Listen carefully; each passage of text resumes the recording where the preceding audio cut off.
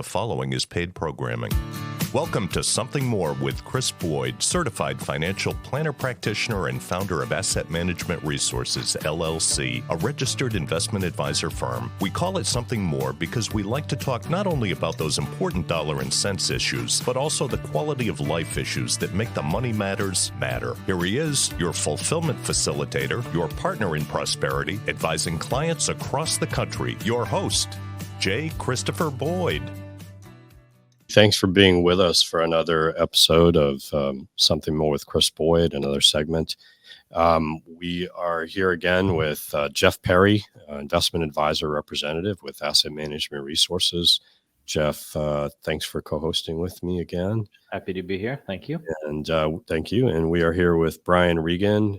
Brian is Asset Management Resources Chief Investment Officer, brings lots of investment expertise to our program and our firm. So thanks, Brian, for being with us. Good to be here, guys. Good to be here with you. So, one of the things that I want to share with our listeners about our firm, one of the things we try to do at Asset Management Resources every quarter, we provide some informative webinars for our clients. I gather you both spoke about this a little bit on the radio show last week and the podcast, because I did see we had someone who was a listener take advantage of participating in the webinar. But I thought we could share a little bit about the webinar and what we try to accomplish each quarter. And Brian, maybe we'll get a chance to hear from you some of the insights that you shared with our clientele. This is a webinar we do that's really geared toward our clientele. It's not a sales occasion or anything like that. We're not trying to push product or try to recruit clients or anything. We're just using it as an opportunity to inform our clientele as to where are we, what's happening in the economy, and how's that affecting markets. A little bit backward looking as to what's happened over the last few months. Pardon me, and fighting a cold. And trying to look ahead to say, what does this mean? How should we be positioning our discretionary portfolios for our clientele? What kind of changes do we want to have? And Brian, I thought this webinar that you did this quarter was among the best you've done, in that I felt this round you had a great opportunity to elaborate for our clients, like connect the dots. You often have so much insight with all this data and trying to read the tea leaves of all that's happening in the economy. But I thought in this program, you had the really one of the best connecting the dots for people of here's why that's relevant and here's what that's implying for us and so forth. And I just thought that was well done. Maybe we can just talk a little bit about the content of the webinar. And for our listeners, it might be helpful to know that you can find this. We do post our webinars on our website, amrfinancial.com. And it's available for your viewing as we speak. The program was about 45 minutes and included some content that related to common questions that listeners and clientele often have. So anyway, Brian, let me turn it to you and give you an opportunity to sort of give us a little insight. What were some of the things that you talked about and some of the key takeaways? Sure. So we started just by reviewing the year. I think it's good to take some perspective over the last, call it 10 months, 10 to 11 months, because it's been relatively rough, 4 or 5 months. But for the last 12 months and even, just for 2023, the averages have done very well. The S&P 500 is up around 12%. The NASDAQ is up around 35%. International stocks do a little worse, a lackluster 2%, and the bond index has been down about 2%. So, let's keep that in mind when we discuss, what's been driving the market more recently. And the biggest thing that has been driving the market more recently is the surge in the 10-year bond that we've been talking about. long-term bonds are informative to the price of stocks more than short-term bonds. And the reason for that is because stocks are long-term assets, so you should compare it to a longer-term bond. So when we see a rapid acceleration in a 10-year bond, it should be poison to stocks. And it's been a little poisonous, not completely devastating, but it certainly has been poisonous.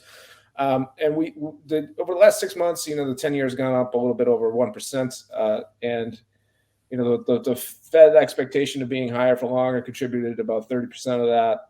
The surge in inflation expectations due to oil and gas expectations, largely driven by the conflict in the Middle East, and cuts from Saudi Arabia, increased inflation expectations, the long-term inflation expectations, by about 25%.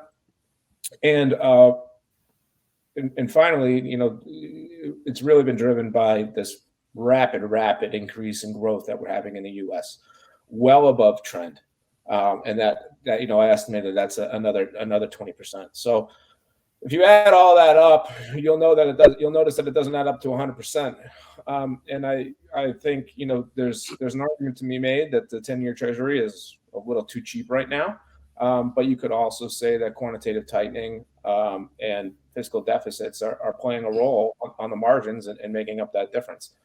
There could be a variety of changes that or things that make the 10-year price the way it is. But I think these, inflation growth and the change in Fed expectations explain the bulk of it. I think that's an important topic, really, that you could spend you could have spent the whole half hour or 45 minutes talking about that in depth, I'm sure. But I just think that this is something that's really unusual and interesting for just from where we've been to see the Treasury rise so significantly. And now, what does this mean though for we start to see the yield curve? It seems like things are flattening. It's been inverted for a while, and it does seem like this implies that maybe we're moving toward a more historically normal yield curve. And how does that affect the way you think about the investments as it relates to bonds and or stocks? Yeah, so I was dead wrong with the 10-year Treasury. I mean, I said that in the webinar. I certainly did not think it was going to rise this fast over the last 3 months, and I said as much in the previous webinar.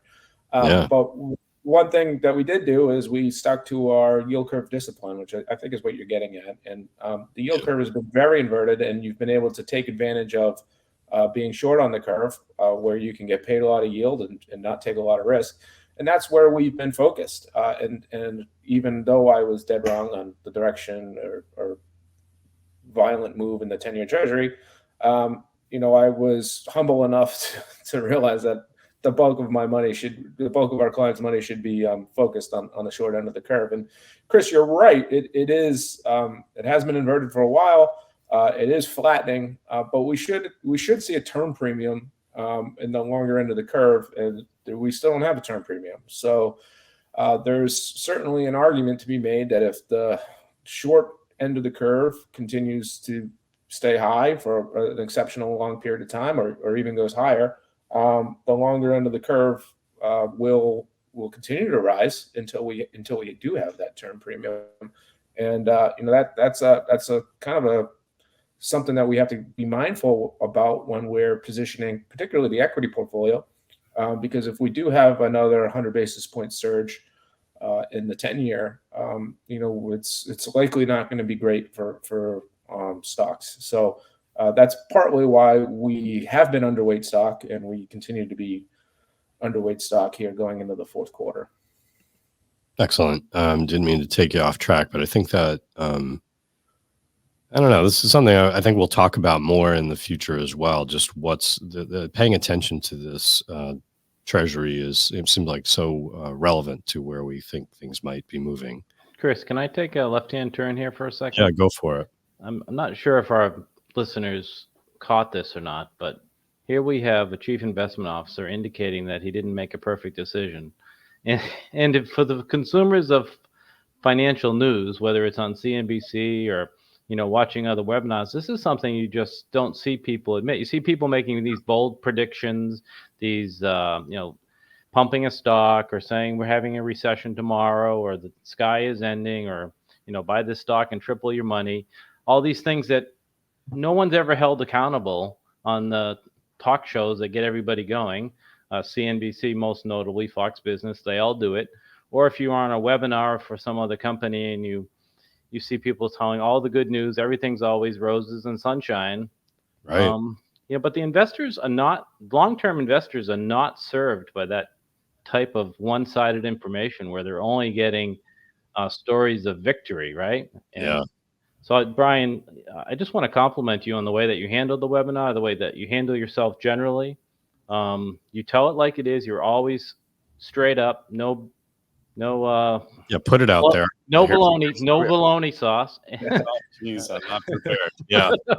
And for listeners, that's the kind of information that you should want to get. Not always sunshine and roses, but the underbelly sometimes. And it's not easy to do. None of us like to do it. But Brian, I'm all fired up, so it should be a fun show. I just want to. It's nonsense. Bologna sauce. That's it. You got it. Sorry, it took me a second. I just want to take the second to go left turn a little bit and make that note for the listeners that when you're listening to all these dire or exciting predictions, either way, up or down, these individuals are never call back on the show and say, "Hey, 6 months ago you said there was a recession. Where's the recession?" And I sold all my stock because there was a recession. So, Brian, kudos to you for the way that you handled the webinar and for the way that you handle your communications with our clients and our listeners.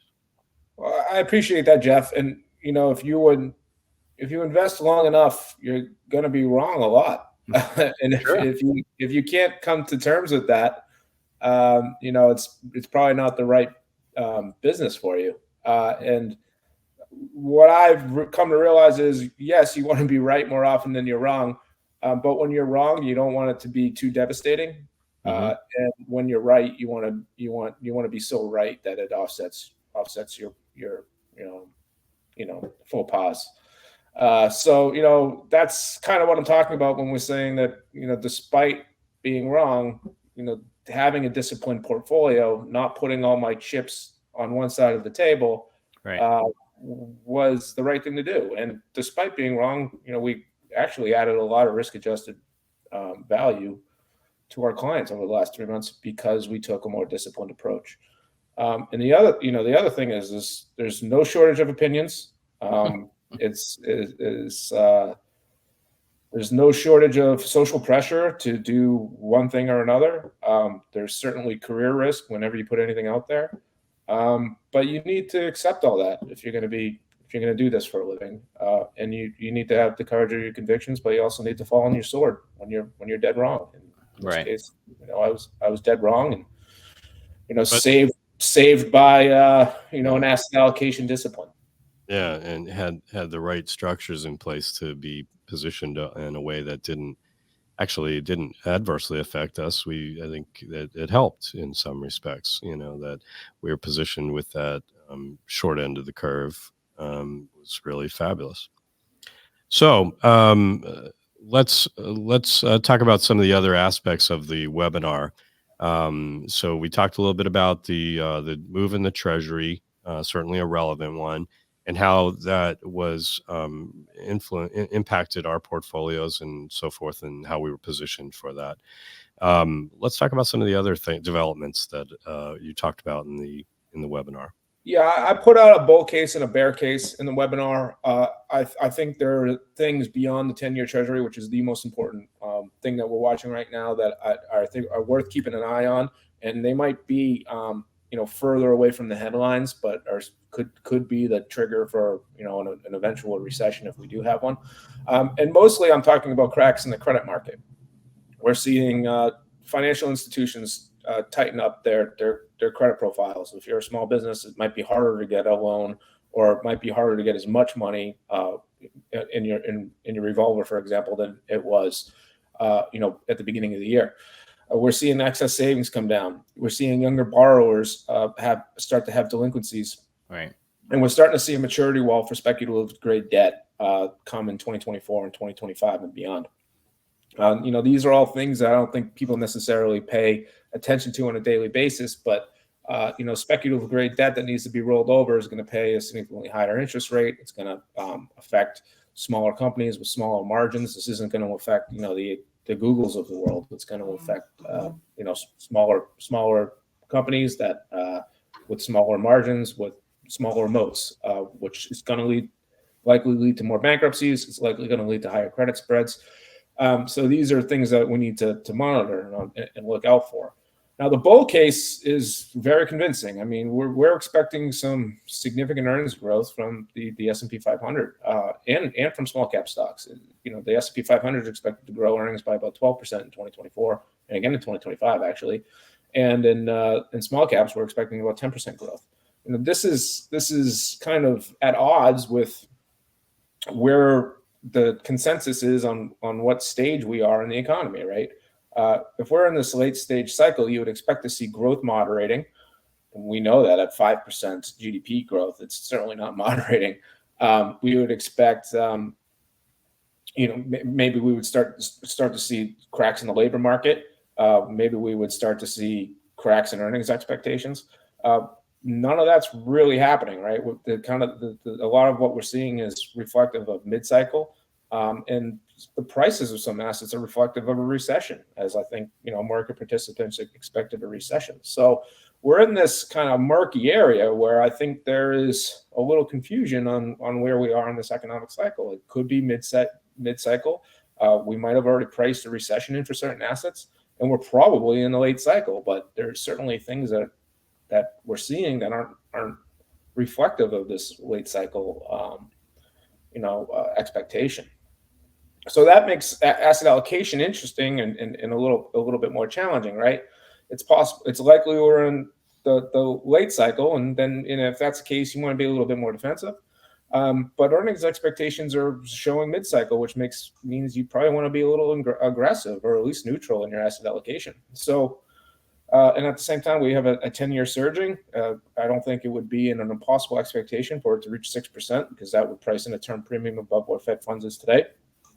So what are we gonna do? Well, on our equity portfolio, we're gonna continue to be underweight. We're gonna make an allocation to alternatives, where we're gonna have some exposure to the stock market on the upside, but we're gonna be buffered on the downside. And we're gonna continue to try to be in very, very high quality stocks and bonds. And ultimately, I think that is the right positioning when things are, they could be really good, but I don't think anybody has a lot of confidence, right? The range of expectations or the range of possible scenarios is broad. It's very broad, and I wouldn't be surprised if late in 2024, these cracks in the credit market start to signal a recession-like environment. I wouldn't be surprised, again, if the 10-year continues to go higher and stocks sell off. But I also wouldn't be surprised if the 10-year moderates. If inflation expectations fall 25 basis points, the 10-year could fall from almost 5% to 4.5%. And then at the same time, if we're having 12% growth in earnings, you can see stocks take off. So I don't want to miss the takeoff, and I don't want to, be stuck on a hard landing either. So this is, I feel like we've been doing this for maybe a couple of years, where we're trying to capture the upside and pillowing the downside a little bit as best we can. And that's not always an easy balance, especially when the market can be wrong, right? I think the market to some degree was wrong in 2022, which is why we've seen this huge surge in the NASDAQ. And it's nonetheless painful for folks when the NASDAQ falls by 30%, even if it's not justifiable, right, from what the market should be doing. But those are things that you need to take into account. Brian, you also mentioned during the webinar with a little comment about me, which I appreciate the airtime. How geopolitics comes into this. Yeah, good idea, Jeff. Because I mean, I keep hearing this. I haven't had the opportunity to talk with you all and our audience about world events since Hamas attacked Israel, and clearly this is not quickly resolved, and probably will not be quickly resolved. And I think the kind of questions I've been getting are people having these envisioning of an escalation of tensions, where it draws in other, Arab nations or Iran or that leads to, Russia and China. And now we've got like global powers, World War III, right? World War III, this kind of, there's this ramping up of anxiety. And, I keep hearing like, oh, it's really important to have these kind of webinars because in such terrible times, people are like focused on world events and, challenges in the world, and it can influence their perceptions about portfolio, and markets aren't necessarily directly tied. I mean, they can be influenced for sure by what's happening in the world, and it can create anxieties, but it doesn't necessarily define what's going to be outcome. That famous Ibbotson chart where they show, events like the Cuban Missile Crisis or, Right. et cetera, like all kinds of events. And then the market continues to plod along. But in any case, Brian, I didn't mean to jump in on that, but I think that it is a topic that people are definitely focused on and concerned about. And how does that play into how they should think about their investments? Well, particularly on the Israel and Ukraine conflicts, it has affected and will likely continue to affect energy prices, and also because of stability in the region. It's a bedrock of oil supply. In addition to that, the grain coming out of Ukraine, which is a food basket of Europe and North Africa, could affect food prices, and we saw that happen, in the wake of the invasion of Ukraine. I think what's more interesting to think about is take a broader perspective on where the world and the alliances and how we're aligned, both economically and militarily, now versus where we have been historically, and think about how that affects interest rates, which is going to affect your asset allocation. It's going to, both on your stocks and your bonds. So if we're going to expect higher headline inflation, or if it's reasonable to expect higher headline inflation, you want to be, from oil and food, from the immediate issues right now, then you want to be, towards the short end of the curve, which we have been. But if you want to take a broader perspective and you think of the post-World War II era, where there was the capitalists and the communists in hot proxy wars, kind of similar to what we're seeing right now, between the Russians, the Iranians, and the other terrorist affiliated groups.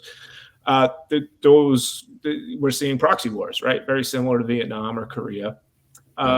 And we're also having tensions with the Chinese. We still trade significantly with the Chinese, more and more every year. But those tariffs from the Trump administration, they're still in place under the Biden administration. We do have, tit for tat things going back and forth from what we're banning, shipping over to Chinese. It just escalates more and more.